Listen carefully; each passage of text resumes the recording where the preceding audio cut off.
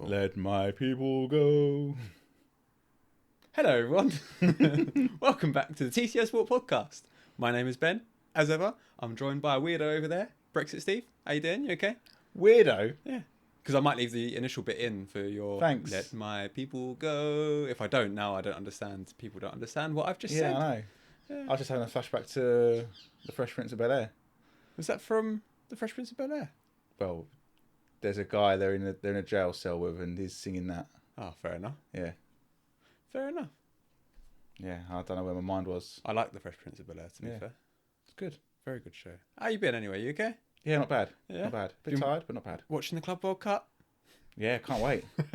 Some It high started. quality football matches. Started now. It's brilliant. Yeah, I'll take your word for it. All right, let's get into it. I don't care about the Club World Cup. I might actually ask you a question later, but I think the big news is at Tottenham. So let's start there. What do you make of the appointment of Thomas Frank? Well, Spurs are obviously wanting to get back to mid-table, so and he's finished mid-table with Brentford 2 seasons in a row. Which so is fair play. a very good job. It is for a good job, Brentford, yeah. I'm not dissing the job he's done at Brentford. I know. Can he kick Tottenham on though? Can he? Well, they won the Europa League. Awesome season, mate. We had an awesome season. Season 3 is always better than season 2. He was doing his best to try and I don't know. Not get sacked. Yeah, exactly that. Yeah. But I mean, the writing was on the wall, surely, for him. Yeah, I just. I mean, I did watch Match of the Day, the final one, and they set him up. She set him up for that one. She's like, "Oh, how have you made this? What do you make of the season?" And he said, "Oh." He didn't say awesome, but he said like really good or really successful or something. We Yeah. won a trophy, and it's like, yeah, but your season's been pretty poor. But what surprised me most was the reaction from Tottenham fans after the announcement was made that he was losing his job.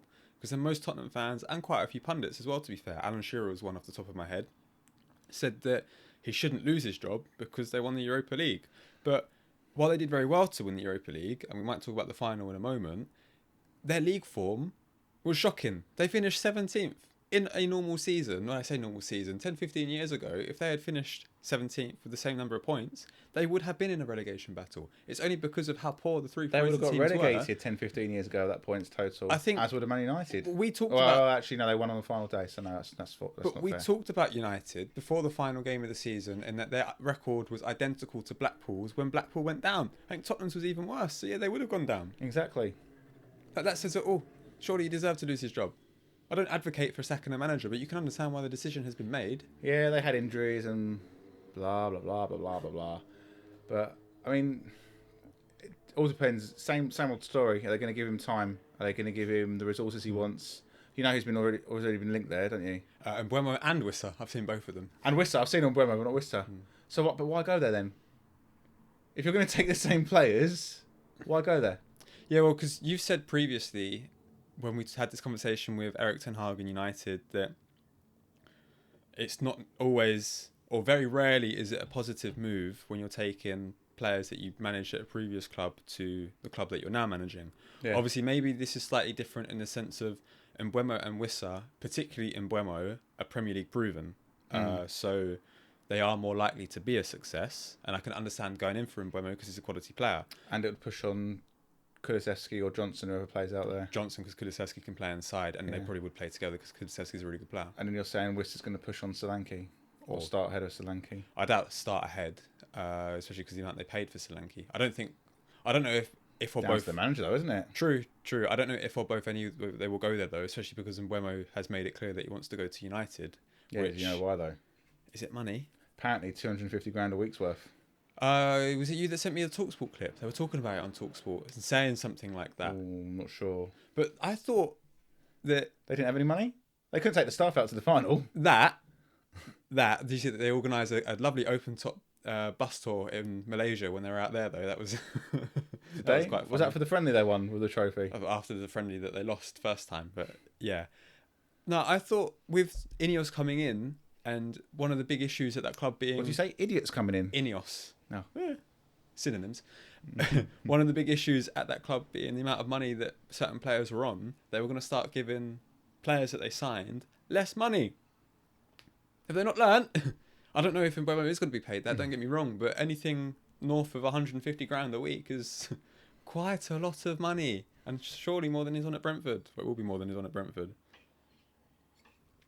I don't get it personally. Or because I would like to say, or I could say that club, or United fans might say, actually, to be fair, that the club has immense pull, and to an extent it does. I put a clip out about Cunha when we talked about Cunha at Wolves when United were first interested in him, and we both said, why would you want to go there? And a lot of United fans reacted negatively to that, saying, yes, we might be very poor on the pitch at the moment, but the size of the club, the thought of a player, I could get that club back to where it belongs, and the reputation that comes with that. But at the same time, money surely must play a factor into it. They're paying the most in wages. That's what it is. The pull of a club. Oh, well done. We finished 16th. We've got no European football. With the amount of players that have gone there who, if under the pretense of I can get United back to where it was, same with managers to an extent. Didn't work for Anthony. Or Jadon Sancho. Or Well, he's gone back there to try again, and he's at the third time. I think Dortmund are actually going to come in for him again and potentially really? move permanently for him, from what I've heard. Fair enough. And read, was he not? He was a permanent move first time, though, wasn't he? From City to Dortmund. He was never a loan. No, I know, but obviously he did get loaned back there last season. Yeah, and got to a Champions League final. He did, yes. And lost. Yes, he did. I forgot about that. Scored in the wooden spoon final, though, didn't he? Europa Conference League final. Well, that final was better than the Europa League final. Yeah, but I didn't understand why the subs kept running across the other side of the pitch to celebrate. I thought it was a bit disrespectful. What, for the Conference League final? Well, every time Chelsea scored, like all the subs kept running that from the bench. So I can't say I really watched it. I just saw the 5-minute highlights. It's like, know your place. Again, social media never misses, does it, though? It's like, competition that's set up for minnows to try and win, who don't have much money, is won by a team that spent £1 billion on signing players. Well, I remember the graphic at the start of the season of squad values. I think Chelsea's was above £1 billion because of the amount that they'd spent, and the next one was less than 100 million, and that was second. And bearing in mind, they played teams that, I think one from Armenia called Noah FC, who they beat 8-0 and had a squad value of like less than 10 million or less than $1 million. I can't remember what it was. Yeah. I mean, like I say, though, it's still better than the Europa League final, which I guess we should cover briefly. It's been obviously a few weeks since we recorded, and therefore... But we don't want to sound like bitter Arsenal fans, though. Well, I've got no bitterness about it. No. I know it was a rubbish game. Yeah, I mean, it's more the quality, but who cares? If you're a Tottenham fan, why would you care? Well, in the history books, all it shows is that Spurs won a European trophy. Yeah, I think the goal that they won it with kind of summed up the quality of the final, though, because it was just dross. But at the same time, you could also then credit Postecoglou, or I will credit Postecoglou, for being adaptable, being pragmatic. Because for once, he didn't go all guns blazing and this attack philosophy. They went 1-0 up. They saw United weren't going to break them down. They sat in, they defended, they won the game. Fair play. Højlund should have scored, though. His header was... Yeah.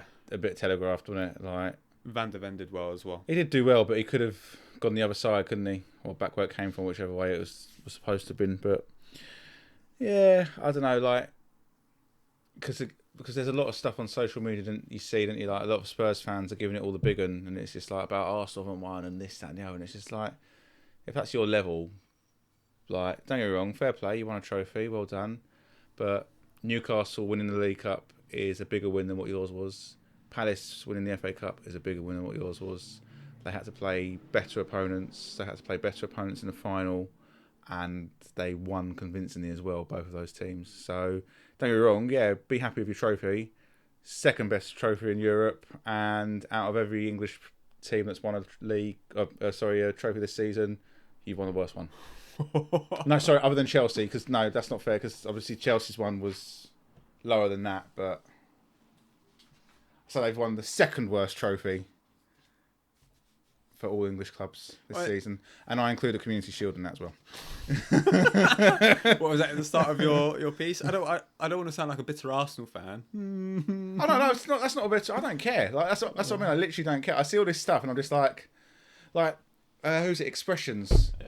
He was carrying the... I mean, how he's managed to get the trophy anyway, but he was carrying it around the Emirates. And it's like... And... I didn't realise he was. I haven't seen any of it. Yeah, it's all clickbait, and you're just watching it, just going, have a day off, like just enjoy it, like enjoy your Tin Pot trophy. Well, because I would disagree in terms of it being the second worst and things like that. In terms of stature, yeah, it's obviously not the main European competition, but it's still a big trophy to I'm win. not talking about stature. I'm talking about The opponents quality they of win. play. Okay, no, Yeah, fair enough, fair enough. it's not, and I'm not being funny. It's because also where they've changed it to league format, you didn't have any of the Champions League teams dropping down. Well, that's a big Do you reason. think they'd have won it if they had Champions League teams dropping down? Of course not. Well, there you Because go then. The competition's weaker, isn't it? United wouldn't have got to the final either. But they still, I mean, the flip side to that is they still have to beat the teams in front of them. And in that sense, fair play, they did it. That's why, in my attitude, I agree. I don't particularly care. They did well to win it. Give them their dues. Give them their day. Fair enough. That's that. As an Arsenal fan, with all of them putting whatever they're putting on social media, I couldn't care less. No. Enjoy your trophy. I know. Do what you want with it. I don't care. I know. I just look at it and it's like, oh, rent free in your head, don't we? Like, but then also it says about the quality of the Europa League when the team that won it finished 17th in their league, and the final was between 17th and 16th. Yeah. But to be fair, they had focused on the League Cup and the Europa League, and that's why their league position was so low. Pathetic, absolutely pathetic. Somebody was trying to argue with me the other day on social media after I put out a clip about that, saying that, oh, but all the injuries, all the difficulties that we've had this season, he sacked the league in after January, but it still doesn't mean that you finish 17th. I understand. Sacked the league in after January? No, you didn't, because if you'd sacked the league in, you'd have got relegated. Yeah. Well, but the point You were is, still trying. even with all the injuries that they had, mid-table, fair enough. If you finish mid-table, okay, fine. 17th. 17th, what is that? For the supposed top six side. And you can chuck United in there as well for 15th, 16th, wherever they finished and ended up. Disgraceful. Absolutely disgraceful. All right, Mikel. It is a disgrace. I was Drogba. It is a disgrace. A disgrace. Anyway, we covered Mbeumo's, linked to United.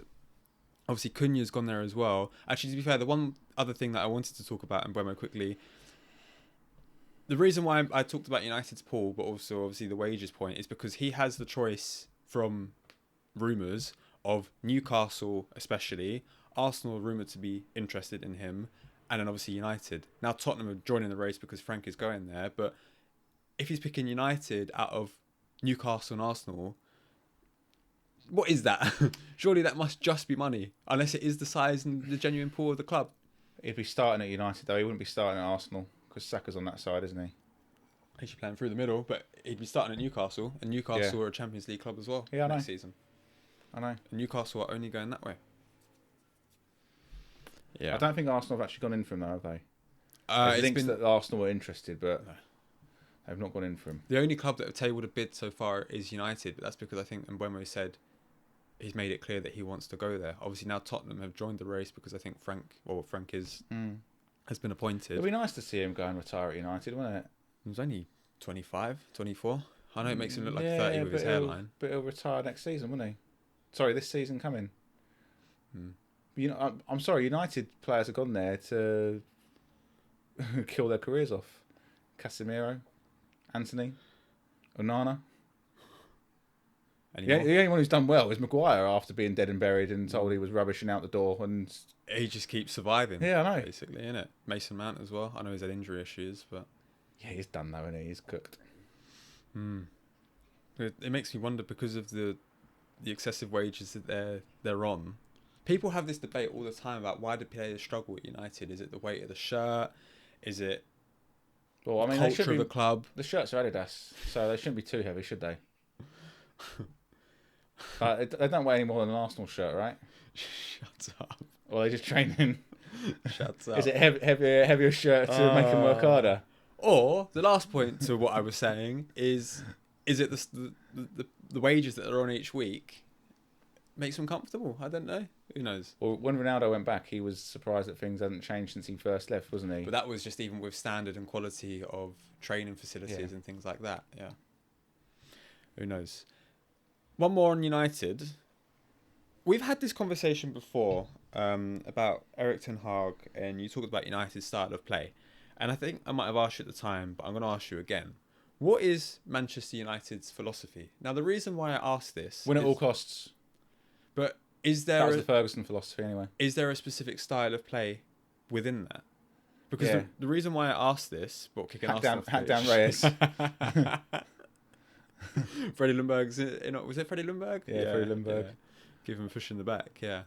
But Paul Scholes said something when he relayed a conversation he had with Jordi Cruyff at Barcelona about at Barcelona every manager follows the philosophy set by Johan Cruyff. So obviously Cruyff came in 70s or 80s, whenever it was, ingrained the philosophy tiki-taka, keep ball at that club, and now every manager that's come in, sure they've tweaked it slightly, but that is the philosophy.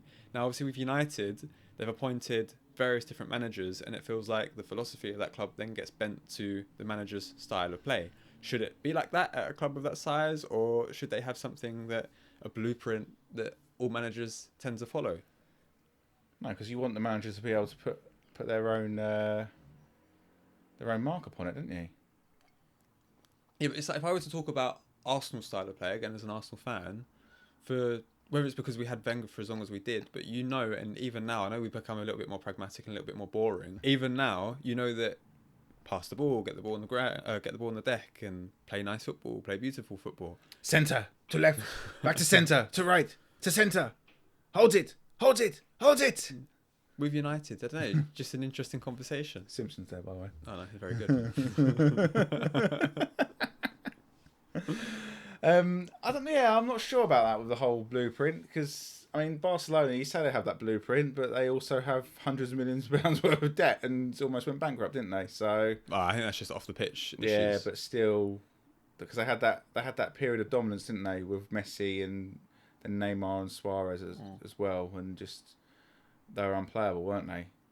And obviously, people think the good times are always going to roll, and they're not. You're gonna come back down at some point. Mm-hmm. I'm gonna stay young and cool forever, forever, ever. It happened to me, and it'll happen to you. There's like the old football memes as well when it's Leeds United telling its United fans. Brilliant, isn't it? No way, man. Shall we move on to a couple of other clubs before we talk about end of season awards, because obviously we haven't given them from previous podcasts, and then a couple of transfer what we're going to send them for their award? Don't really know. What do you want to send them? Dog turd in a box? I don't know. It's funny how we were on the same wavelength there. A nice message that will get blanked. We'll send them positive thoughts. Hang on, here's my positive thoughts. Send. And there's the thumbnail. Yeah. Shock. Ah, beautiful. Crystal Palace. What did you say? I was just remembering what Paul Scholes said about Robbie Savage once upon a time. Brilliant. I couldn't remember what else I could have done a Ginola, couldn't I? About Jake Humphrey. You must have seen that clip. I haven't, I don't think. Yeah, so I don't know. I don't know what happened with Jake Humphrey. He just started talking a load of nonsense, and then Ginola was looking at, I want to say Owen Hargreaves and someone else, and he's gone. Not the first time I think someone's taken issue with Jake Humphries, because I remember Jake Humphries said something to Martin Keown. Yeah, about him being late, but he would have known why he was late as well. Do you know what I mean? Yeah. I didn't want to say anything, but someone jumps in front of my train, Jake. Like, I couldn't be helped. Oh yeah, that's tragic. That is like. Surely you could have got a cab, Martin. You got a few pounds in the bank, hadn't you? Maybe that's why he's no longer the lead presenter on TNT. Who knows? Crystal Palace. He's doing one of these though, isn't he? So he is the High Performance podcast from two people that I'm not sure are high performance people. I don't know. We're not high performance. We're casual. Yeah, exactly. Very casual. Palace. Have you seen the issue that has arisen with Crystal Palace about them potentially missing out on European football? Yeah, I don't think they will. No, it shouldn't do because of, well, even John. So the issue is that John Textor, because he owns, I think, 30% of Crystal Palace, but he's also the majority shareholder, if not the sole owner of Lyon. And obviously Lyon are competing in the Europa League next season. You're not allowed to have, under UEFA's rules, multi-club ownership, or two clubs owned by the same person competing in the same competition, because deemed as unfair. But he doesn't own them though, does he? Palace. He doesn't own Palace. Well, there you go then. But this is why I don't understand why it hasn't just been a clear-cut ruling of, no, they're allowed to compete. Also because other metrics that you have to meet, for example, it has to be clear that there's been no collaboration and cooperation between the two clubs, which they haven't. The last time a player moved between both teams was 2023, I think. Even then, it was a sort of squad player. I can't remember the name of the fella. I think a defender. But good then. Yeah. Before then, I couldn't tell you the last time a player moved between the two clubs. Obviously, he doesn't have the overarching control over decisions at Crystal Palace. That comes down to Steve Parish usually. He has a say, don't get me wrong, but Steve Parish is the driving force behind that club. Yeah. So, really, Leon should miss out then, shouldn't they? Because he's the owner of Leon. He's not the owner of Palace. If it comes down to it. But the reason why it's this way is because Palace qualified for the competition via the FA Cup. Leon qualified for the competition via their league form. Finishing higher in the league takes precedence, hence why it's Palace at risk, not Leon.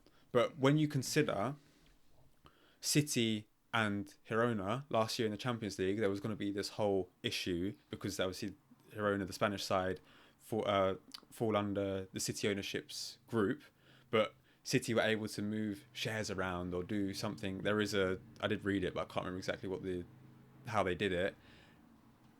Forest had the same issue. Why are you now punishing Crystal Palace? I know obviously they should still be allowed to compete in European football. Have you not noticed? I'm not calling Crystal Palace a small club, but they punish the small clubs. Like look at everything with the Premier League. Chelsea, they've got all these financial things going on, and yet they're still spending money on Liam Delap and going after other players. I saw City still got 115 charges over their head, and they're splashing the cash again. Like PSR. I saw a table about clubs at risk from PSR breaches rules the other day. Chelsea and City were top in the sense of they are able to spend the most amount of money. Now with City, I can partially understand it because they've been very good at selling players over the last few years. But obviously even now they're just going out and buying and splashing the cash. Chelsea though, how much have they spent? More than $1 billion since the new ownership came in, and they're just continually spending. I don't understand how it's allowed. Yeah. And then when you consider you've got clubs like Newcastle and Villa, especially last season, who are at risk of PSR breaches and having to sell a lot of players. Villa still, because there's talks of the goalkeeper being sold, isn't there? Yeah, and a few others. And obviously they might not be able to make the moves for Rashford and Asensio permanent. I don't obviously know if either of those would want to stay because they're not playing Champions League football, but it does restrict them. They got the Europa League, haven't they? Yeah, I know. But even then, Champions League football was seen as vitally important because of how close they are to a PSR breach. They haven't breached it yet. But it's the same question of Man United, isn't it? If they're spending all that money and they're not Champions League, and then they're losing money from their Adidas deal because they're not getting any European football. How ironic was it that they were also, I think, definitely top 10 of being able to spend money, and they've already gone out and bought Cunha, looking at Mbeumo, looking at other strikers as well, other forwards. Gyökeres was a name mentioned, but it seems like he's now favoured Arsenal. But it comes back to what you said. It feels like one rule for the so-called bigger clubs, another rule for the so-called smaller clubs. Yeah. Crystal Palace in there. We've just outlined why they should be playing European football next year. Why can't UEFA make that decision now? Just nip it in the bud. Because Forest, being the next club that if Palace didn't win the FA Cup, they would have qualified for the Europa League, already making inquiries with UEFA, asking what's happening. Yeah, see, that annoys me because it's like he didn't finish high enough in the league, and I know they dropped off a little bit at the end, but please don't be slimy like that. Like I know. And you had a very good opportunity to get to that cup final, but you didn't perform against City. Exactly. And Palace, playing exactly the same team, did perform, deserved to Yeah, win. exactly. Justified in their qualification for Europe. Disgusting. Do not take it away from them. Yeah, indeed. On Forest, because that was one of the questions that I wanted to ask you. Do you think they should be disappointed in missing out on the Champions League, or do you still take it as a very not at positive all. season? What a great season they had. Like the season before, they was almost relegated, and then you're talking about competing for the Champions League. So will they get Conference League in the end? Yeah. Still got European football. It's the first time they qualified for Europe, I think, in 20-odd years. It might have been 94-95 season that they last qualified for Europe. I know that's their highest Premier League finish because they finished third. Okay. Yeah, they had a great season. They had a better season than Spurs, other than winning trophies. Well, yeah, but it comes down to the point of successful or better, how you define it, as you did last time. Yeah, I'm not doing it again. No. Listen back to the last podcast Indeed. for my incorrect opinion. Let's move on to some... you actually got called bang on for what you said and how you said it by people on social media. Really? Well, Got my finger on the button, haven't I? It's for you guys. There's another thumbnail. End of season awards quickly before we come to some confirmed transfers and maybe a few rumours. So, player of the season. Who have you gone for? I'm going to ask you first. You give me yours. I'll give you mine. I went for Mo Salah. Yeah, self-explanatory, really, isn't it? Goals and assists, top of the charts. Like heartbeat of Liverpool, wasn't he, last season? We'll take his goals away. I think the amount of points that he won them. Don't get me wrong, other players were important, but yeah, he considering top scorer and most assists as well. Yeah, exactly. Clear cut. Do you think that he should be in the running for the Ballon d'Or? Who would he be in the running with? Ousmane Dembele is a name that's been mentioned. Lamine Yamal. But the thing is, their numbers aren't the same as Salah's. Why Dembele's are are closer. attacking players? I mean, we must have some decent defenders as well. Well, Marquinhos is PSG captain and winning the Champions League. There'll probably be others off the top of my head, but the way that I was going with it is... What about a goalkeeper? Who's done well goalkeeping? Donnarumma, again, just I'm saying, yeah, because of how important he was for winning the Champions League. Yeah. Sommer for Inter, I know they got battered in the final, but equally... Yeah, you can't lose 5-0 in the final and be called the best keeper in the world. But the reason why... Nana? Funny.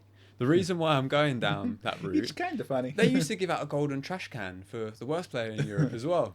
Did they? Yeah, I think Quaresma won it one year. Unless maybe that was just a newspaper award, but either way... Oh, that maybe was, newspaper. Have they stopped doing that now because people's hurty feelings? Probably, yeah. Oh, bullying me. Yeah. I live in a £10 million house and I'm feeling bullied. I'd probably give it Hoyland, to be fair. I'll give it to Odegaard. He's only on one ankle all season. That's what I'll go with. Yeah, the point about Ballon d'Or running, do you think you have to win the Champions League to win the Ballon d'Or? No, I think you just got to perform consistently and be one of those players that are unplayable. But I don't see... This is the difference, like... Obviously, the generation I grew up with, it was Henry, Ronaldinho, Eto'o, Ronaldo. Those players you wanted to watch, and they were something different. We don't really have players that are like that now anymore, thanks to Pep Guardiola's school of play by system. So it kills off creativity. It kills off all that excitement. Well, to an extent, PSG were exciting and Barcelona were exciting. Again, from two clubs from Europe. You want another name to go in the Ballon d'Or Bayern Munich. mix? They're exciting. Rafinha is another name that's been mooted for the Ballon d'Or for Barca, only again because of his numbers. He's up there with Salah in terms of goals and assists. But I don't think it should always... It always seems to now go to more attacking players. Yeah. Like it went to those attacking players I mentioned because they were flair as well. You know, they entertained you. They did something that made you, get off your seat. Mm-hmm. But I don't see any player like that, really, these days. No, it's a conversation that we've had many times before, that football is by system, not by entertainment. Yeah, it's ironic because... Go on. I was going to say that, well, I'm not saying he should win the Ballon d'Or, but recently, Mamouche looks like he could be one of those players. Yeah, well, we said that at the time that he came in. Maybe close to being one of those players. Just for the Premier League, because I don't watch enough of European football, but shout me about the European players who you watch like that, Yeah, but it's interesting that you say that like that because it feels like creativity has gone that way, downwards, but the cost of watching football and going to games has spiked. Yeah, and we're told it's great. Yeah, we're told they're playing on the fear of missing out, aren't they? Yeah. You missed a great game. No, I didn't. Match of days on later. Yeah, unlike Gary Lineker.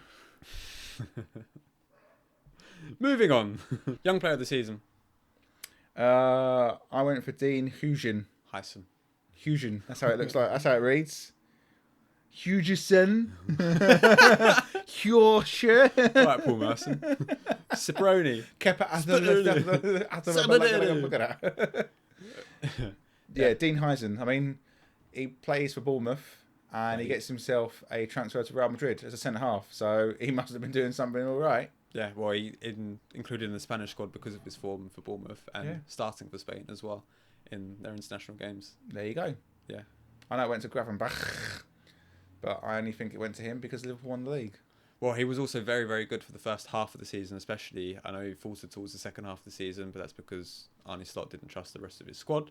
And to me, he's a deserving winner, although I'd actually go for a different midfielder in Adam Watson. Again, I know somebody that missed quite a few games with injury, but just for the fact that every time I see him play, he passes forward and he passes forward quickly. Yeah. Deserves it for me. Lewis. Will Wheaton for you, fair enough. Lewis Skelly's another name that I could mention, but it deserves to go to. No, sound like biased Arsenal fans. Yeah. Manager of the season.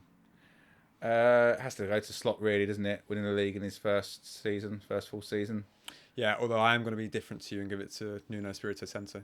Fair enough. Only because of where we both had Forest at the start of the season. Yeah. Well, I'll put shout outs to Glasner, him, Iriola, Emery, Howe, and Amorim. What, for keeping United up? Yeah, he kept United up. I told you he was under pressure as soon as he got in there, and he kept him up with Onana in goal and bad in the air. And they've been linked with Martinez, haven't they? Really? I think so. Yeah. Why would he go there? I don't know, but I think it's Agent Martinez. That's why he got sent off. Donut of the week, wasn't he? That's. I was trying to think, who's my donut? And yeah, it's him. You haven't seen it, have you? I have. No, I've seen. You've that. seen it. Good. I've seen that. Yeah. Yeah. I mean, it's Hoyland. Yeah, but not even the fact it's Hoyland. Just like, tell me you don't have a brain without telling me you don't have a brain. Yeah. Like, and then going, what, me? It's not even like you could say, oh, he's a young keeper. He's inexperienced. He's a World Cup winner. Won the Golden Glove or whatever the trophy is, the Lev Yashin trophy a couple of times for the best goalkeeper in the world. Come on, man. Use your brain. What are you doing? You still got 45 minutes. Even if he goes round you, he's I say he's unlikely to score. There are defenders that are running back. He still has a lot to do. Yeah. And even if he does score, you still got 11 players on the pitch. Exactly that. Yeah. Talking a donut of the week, though, from the same game, the referee, you could argue, because for blowing the whistle. Yeah, but he gave it how he sees it, didn't he? Yeah. Which is what we've asked for. Sorry to interrupt, because I keep doing that, but it's what we've asked for. It's all right, it's conversation. Yeah. At the same time, just let it play. I get it, but if he thinks the ball's been kicked out of his hand, he's only giving it how he sees it. And I know VAR can't go back and look at it, so be it. But I actually think Villa's reaction to it is disgraceful. What with the whole... Oh, we're going to complain and we want the match replayed. When has a match ever been replayed? No, I know. Do you know what I mean? Like, just accept it. It was in your hands. You failed at the last hurdle. Swallow it. Yeah, because that came after Martinez. Grow up. That came after Martinez's decision, innit? So look at yourselves first and foremost. I know. Yeah, I know. Just all the nonsense afterwards. And the thing is, like, it makes you laugh because I was watching it going, oh yeah, the referee's made an error there, blah, blah, blah. And I apologise for taking it back to Arsenal. But I remember Henry, I think it was the unbeaten season, where Brad Friedel's gone to kick the ball and he's dropped the ball and Henry's nicked the ball and taken it off him. And ITV did the whole thing about, well, it's a bit unsporting-like. Well, the ball was in play. And it's been clever. But, again, I know we're talking about different, like, years and different sort of thing. Rules might have changed since then as well. But you're looking at that and but they're slating the ref. The ref thinks he's kicked the ball out of his hands. And it's that close and it's that quick, like... He was also a fair old way away, wasn't he, when the ref gave it? Yeah. And his United scarf blocked his view a little bit, so... Yeah. Newcastle United, that is. 2003-04 season, that. I think we won 2-0 at Ewood Park. Yeah. Because we were in the yellow kit. Yeah, because he nicked the ball off and he rolled it in because then there was a bit of a discussion between him and Friedel. Yeah, I think he scored the same game. You don't know where I'm from, dog. That's what he said. The ball's in the air. Positive surprise, best moment of the season. What are you going with? You got a few written down from what I can see. Oh, we're not going goal of the season. I'll do goal of the season. No. I've already skipped it. Do you want to say it to the end goal of the season? Yeah, then? we can save it. Yeah, say it to the end because it's a ticker. It has to be, doesn't it? Goal of the season. Yeah, well, I've gone the same. So yeah, well, there's only one goal you can go with, can't you? Well, they went with Marmoush's. We'll come to it. Yeah. Who went with Marmoush? The Premier League for Marmoush against Bournemouth. Oh, match of the day didn't. Oh no, I didn't see match of the day. Match of the day left it to Gary Lineker, but I think they did that deliberately. Fair enough. But yeah, they are definitely paying him off. They went with Marmoush against Bournemouth. I know. Don't get me wrong. I know it was a great strike. But no, they're paying him off. Like, how many goals do you see like that? And how? Yeah. Yep. Please. That'd have gone with Beckham over blooming Bergkamp, wouldn't they? If it was the same year. Like, positive surprise. Best moment of the season was AFC Wimbledon getting promoted and Palace winning the FA Cup. Palace winning the cup for me. Yeah. Far and away. Also because of the reaction and what it meant for the fans and the crowd. Yeah. Not taking anything away from Wimbledon. I'm just saying there's levels to it. Another positive as well was Charlton getting promoted and Nathan Jones not whacking one out in the centre circle. It's because he did it in the semis. Quite literally. He did it with a semi or in the semis. No, because he was crying. I was wondering how I was going to top it, and I was a bit worried, but I didn't see any reports about it, so I was like, oh well. Yeah, but he's entitled to go and celebrate how he wants after they got promoted. It's just the whole point of the Oh what yeah, we but said I still don't think even getting promoted, I don't think you should be on your knees crying about it. Like, do you not turn on the TV and see what's going on in the news every day? Fair enough. Yeah, but like I said, mine would be Palace winning the cup by far and away, just because of what it meant for the club.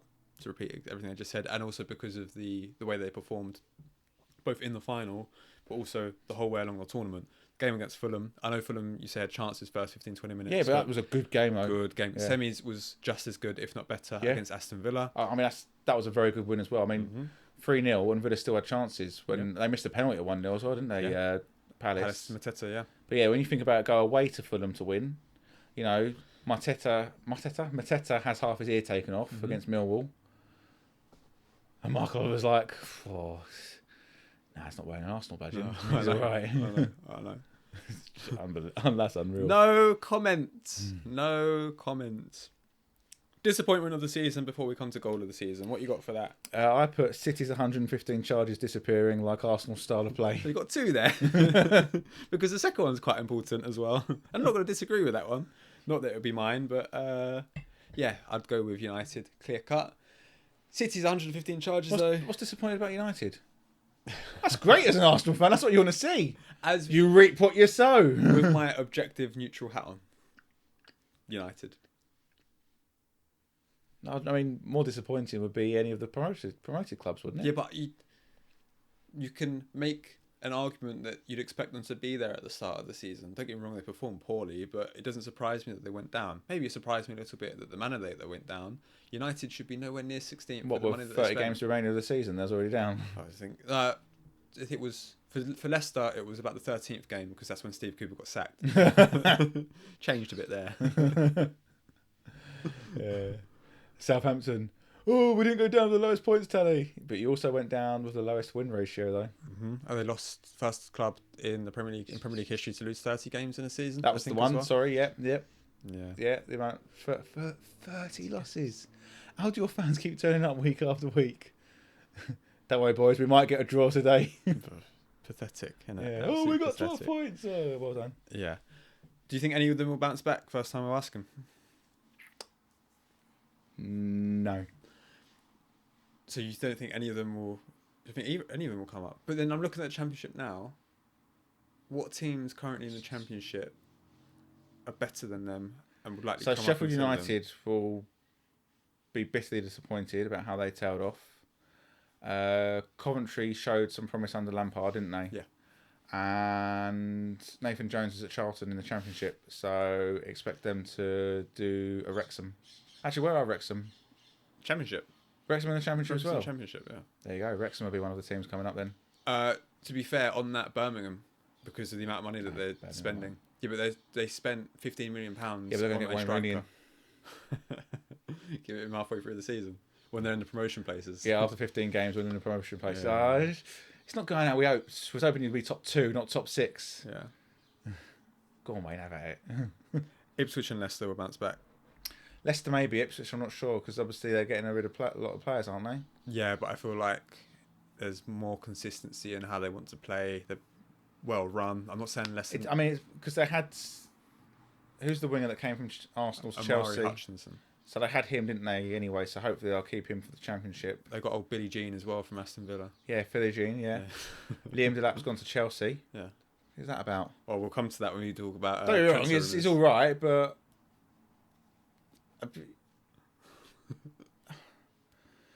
Is it?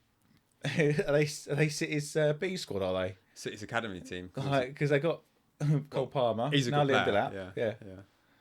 Tosin Adebayo used to play for City's academy team, then went to Fulham. I wonder if they're going to sign Scott Carson. It's Well, good to have around.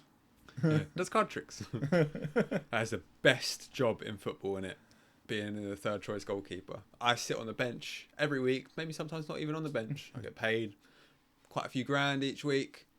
No pressure of playing professional football. I make Pep a cup of tea when he's losing his cool. I'm like, chill out, Baldy.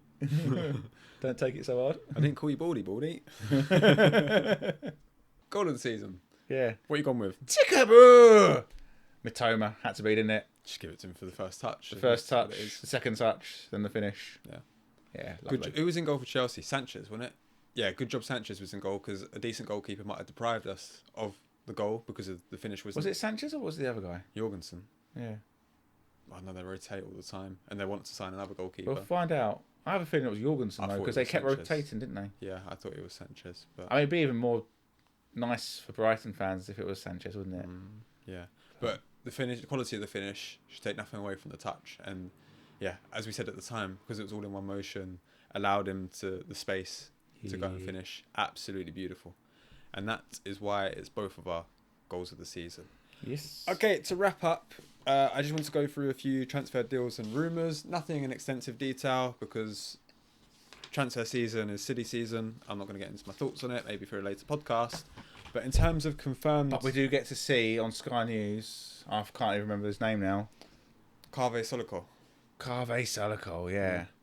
Rumours that Mbeumo is going to United. Jesus Christ. I'm going to get you a Carve Solico, Mars. There we go. Yeah, should do that. Yeah, so Delap to Chelsea, you covered it briefly, but you said you were surprised at that? I mean, in terms of surprise that Chelsea are going after him? I mean, if he'd signed for a Fulham or a Palace or someone like that, I wouldn't have been surprised, but yeah. £30 million. He scored, I think he got into double figures. He scored a decent amount of goals, yeah. Maybe they think if he gets more service, he'll do more of the same. Better than Jackson or no? Time will tell, won't it? Because Jackson got injured last season. I know we sort of slate him, but before he got injured, he was doing okay. He was showing a bit more. I've seen a couple of finishes from him to show that there's a player there. Yeah, but it's the same with the first season. I think he should have kicked on more this season than he did in his first season in English football. Obviously, his season was soured a little bit by their penultimate game against Newcastle. Ultimately, didn't cost them, but he got sent off for a stupid elbow, which could have cost them. Because obviously, if they'd lost to Forest on the last game of the season, they could have finished outside of the Champions League places. But I feel like a lot of Chelsea fans had expected him to kick on a little bit more, because there had been promise shown in his first season, still missing odd chances here and there, hence why they've gone out to buy another centre forward. But as you say, time will tell. And now the fact you need a squad, you need two players in every position, don't you? So the fact he's got more competition, maybe it means it'll kick on. Who's their other striker supposed to be? Well, they have Mark Gui and Nkunku, who can play there, but Nkunku is likely going to be allowed to leave, as a few others. Was he signed from one of the Dutch teams 2 seasons ago? Nkunku? Yeah. But he was signed from Leipzig. Yeah. Did they sign someone from a Dutch team, or am I making that up? Probably signed a lot of players from Dutch teams, but I can't remember. Yeah, he signed a lot of players from a lot of places, didn't they? Yeah. How's old Mudryk getting on these days? Well, I think that's why they're going after another winger. Oh, really? Winger. Yeah. Has he been called back yet? Yeah, I noticed you edited that out. Not editing it now, because no comment. Manchester City have signed Reinders, Cherky and Aït-Nouri. Obviously, I don't imagine you'll have a lot to say about the first two, but Aït-Nouri you would have seen a bit more for I don't know much about them. I feel sorry for Wolves because now they've lost Cunha and Aït-Nouri, and City is what my big gripe with football is at the moment. Just chuck a load of money at it. Decimate other clubs and make the league more, less entertaining and weaker, really. Yeah, well, I don't get me wrong, I know part of natural progression is they're supposed to go to these clubs, but I mean, Aït-Nouri had a good season last season. It's the first real season that he's been... I'd say he's been developing year on year because he's a good player. Still questions about him defensively. But, so they've taken him, and who's the one they took that I slate? It's rubbish. I think he's appalling for them. Mateus Nunes. Yeah. From Wolves as well. Yeah. Rubbish. Yeah. Well, the fact that...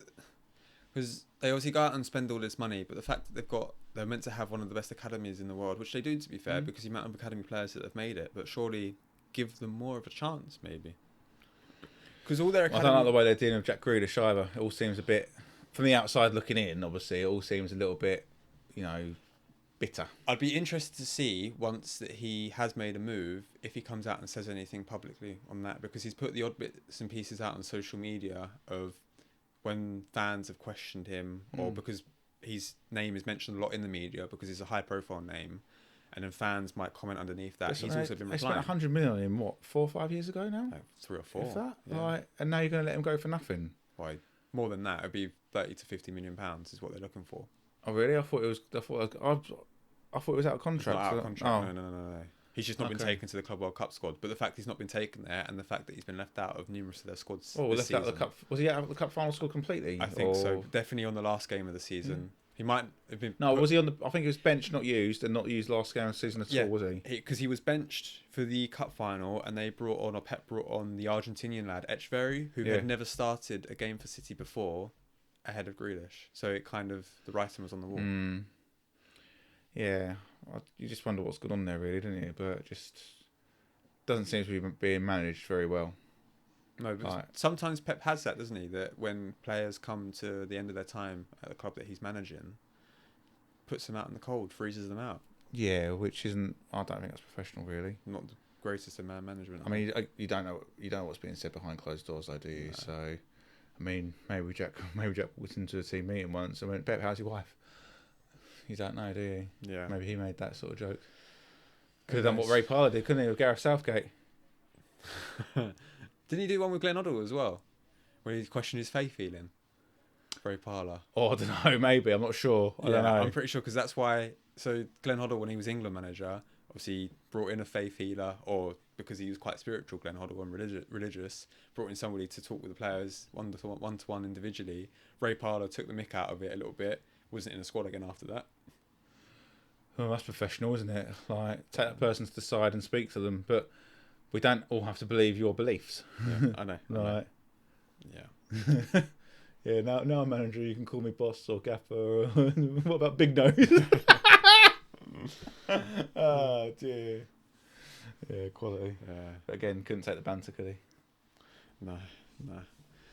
Cunha to United, won't really cover that because already talked about it, and you talked about it from a Wolves perspective. Sancho going back to United.